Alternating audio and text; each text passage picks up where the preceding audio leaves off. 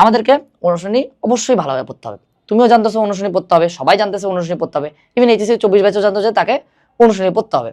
But তাও যারা chance পাইছে, আমি বলতেছি যারা চান্স পাইছে তারা পর্যন্ত অনুশীলনী 1-2টা প্রশ্ন ভুল করে আসছে।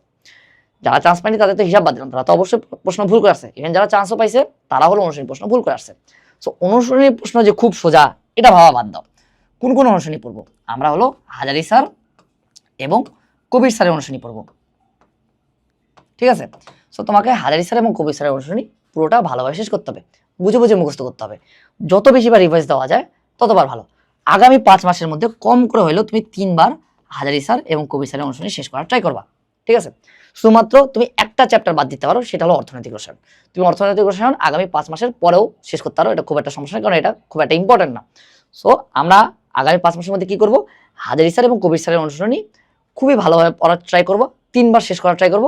আর সাথে হাজারি স্যারের বইয়ে যতগুলো চ্যাপ্টার আছে অর্থনৈতিক রসায়ন বাদ দিয়ে সবগুলো চ্যাপ্টার একবার হলেও দাগানো বই দেখে পড়বো। কেমিস্ট্রি রামার্কিং কোর্স আমি যতটুকু পড়াইছি তুমি যদি এনরোল করো ততটুকুর মধ্যে এনাফ, অথবা তুমি নিজে পড়তে পারো অথবা দাগানো বই ফলো করতে পারো, এখানে আমার দাগানো বইও পাবা। আবার এখানে একটা জিনিস বলে রাখি, অনুশীলনীর যে প্রশ্ন যদি তুমি পারতে চাও, অনুশীলনীর প্রশ্ন পারার জন্য কিন্তু অবশ্যই তোমাকে হাজারি স্যারের বই ভালোভাবে পড়তে হবে। তুমি যদি বই না পড়ে শুধুমাত্র অনুশীলনী মুখস্থ রাখতে চাও তাহলে আলটিমেটলি কোনো লাভ নেই। তুমি এটা নিজে ট্রাই করে দেখো, তোমার অনুশীলনীটা 3 দিন সর্বোচ্চ খেয়াল থাকবে, 4 নাম্বার দিন তুমি সব ভুলে যাবা। এখানে আমি যতটুকু পড়াইছি ততটুকুর মধ্যে তোমার ভার্সিটি অ্যাডমিশন যেমন কভার হবে, মেডিকেল অ্যাডমিশন যেমন কভার হবে, পাশাপাশি তোমার অনুশীলনের সব প্রশ্ন তুমি পারবা। কারণটা কি, এখানে আমি মেইন বই পড়াইছি।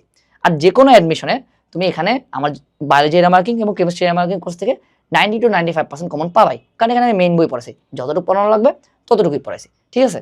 সো আগামী 5 মাসের মধ্যে আমরা অবশ্যই হাজারি স্যার এবং কবির স্যারের যে অনুশীলনী আছে 3 বার রিভাইজ দেওয়ার ট্রাই করবো।